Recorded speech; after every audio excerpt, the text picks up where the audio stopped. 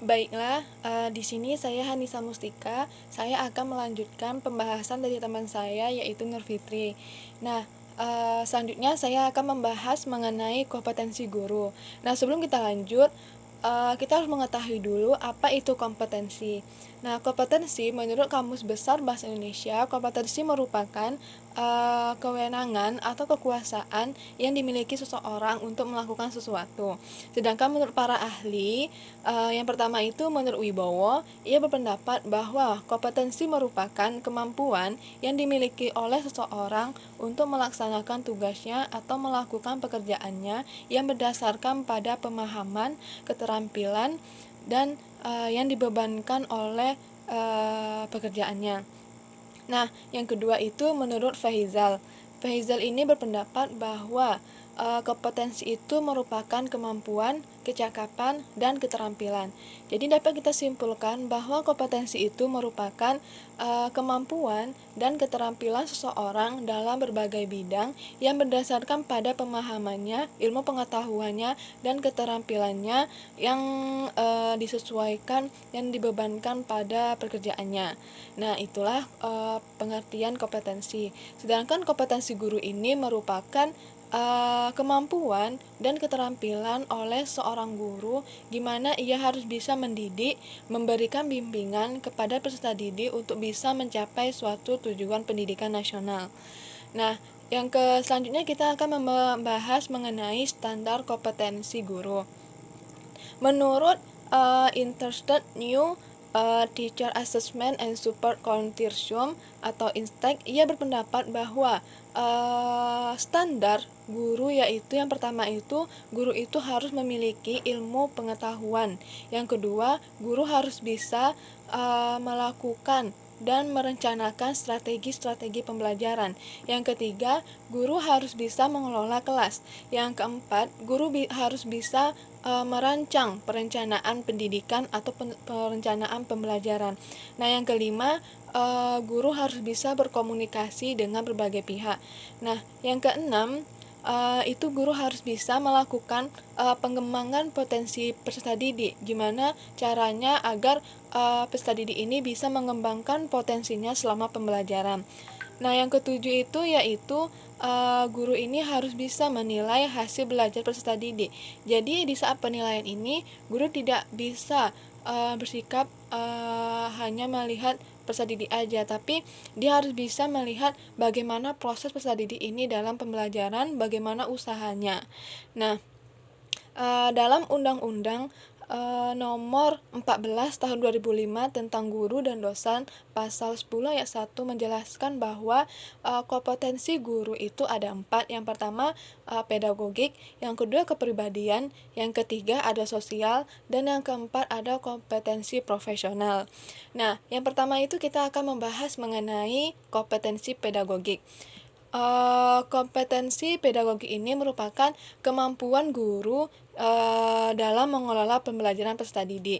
Nah, di sini guru itu harus bisa menentukan metode, strategi, dan bagaimana caranya pembelajaran itu bisa tersampaikan oleh peserta didik.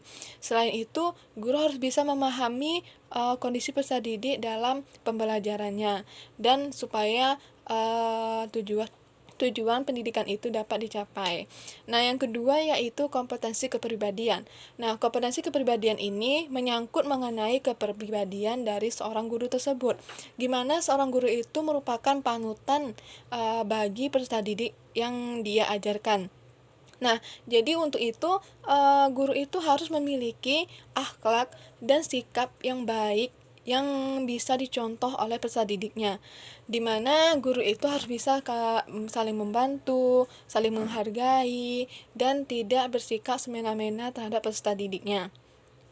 Nah, selain itu, guru juga harus bisa bertindak berdasarkan norma-norma yang berlaku dalam kehidupan masyarakat.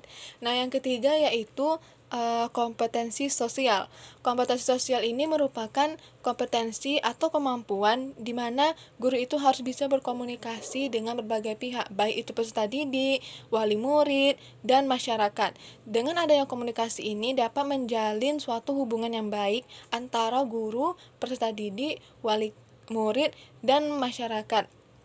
Dengan adanya kompetensi sosial ini dapat meningkatkan rasa kemasyarakatan, rasa hubungan sosial antara guru dan peserta didik, karena untuk komunikasi antara guru dan peserta didik ini sangat penting untuk dijalin untuk keberlangsungan proses belajar dan mengajar.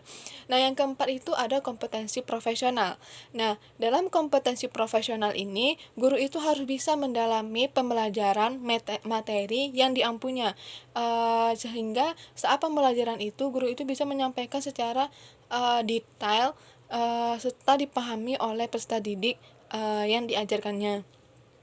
Nah, selanjutnya kita akan membahas mengenai pandangan Islam mengenai kualifikasi dan kompetensi guru. Nah, di dalam Islam itu ada syarat pokok guru, yaitu yang pertama itu syarat syahsiah, di mana syarat syahsiah ini merupakan syarat seorang guru itu harus memiliki kepribadian yang bisa diandalkan, karena kepribadian itu kan kita memberikan contoh yang baik kepada peserta didik. Nah, yang kedua itu syarat ilmiah, gimana seorang guru itu harus memiliki pengetahuan yang mumpuni. Yang mumpuni ini maksudnya memiliki kemampuan yang sangat luas, mendalam, dan jangkauannya itu sangat lebar gitu. Jadi guru ini bisa menyampaikan pembelajarannya itu dengan leluasa berdasarkan pengetahuannya. Nah, yang ketiga itu ada syarat idofiyah. Syarat idofiyah ini merupakan guru itu harus menghayati dan mengetahui manusia yang dihadapinya. Maksudnya itu guru itu harus bisa memahami dan mengetahui bagaimana karakter peserta didiknya, bagaimana proses peserta didiknya dalam proses belajar mengajar. Nah, di dalam Al-Qur'an itu sudah disebutkan dalam surat Ar-Rahman ayat 1-4. Di situ menyebutkan dan menafsirkan bahwa sifat seorang guru dalam proses belajar mengajar itu harus memberikan kasih sayangnya kepada peserta didik. Dengan adanya kasih sayang ini, ilmu yang disampaikan oleh guru ke peserta didik itu dapat diserap atau berjalan dengan baik untuk peserta didiknya. Jadi peserta didik itu dapat memahami apa yang disampaikan oleh gurunya dengan kasih sayang yang diberikan oleh guru kepada peserta didik. Nah, kemudian menurut surat An-Najm ayat 5-6, di mana di dalam surat itu menjelaskan bahwa guru itu harus memiliki kecerdasan yang bagus. Maksudnya di sini guru itu harus memiliki kemampuan, pemahaman, dan ilmu pengetahuan yang baik. Jadi di saat ia menyampaikan materinya itu dapat dipahami oleh peserta didik dan memberikan kontribusi yang baik untuk peserta didik dan bisa diterapkan kehidupan sehari-hari oleh peserta didik. Nah, baiklah, mungkin hanya itu yang dapat kami sampaikan dari kelompok 3 mengenai kualifikasi dan kompetensi guru. Apabila ada kesalahan, mohon dimaafkan. Assalamualaikum warahmatullahi wabarakatuh.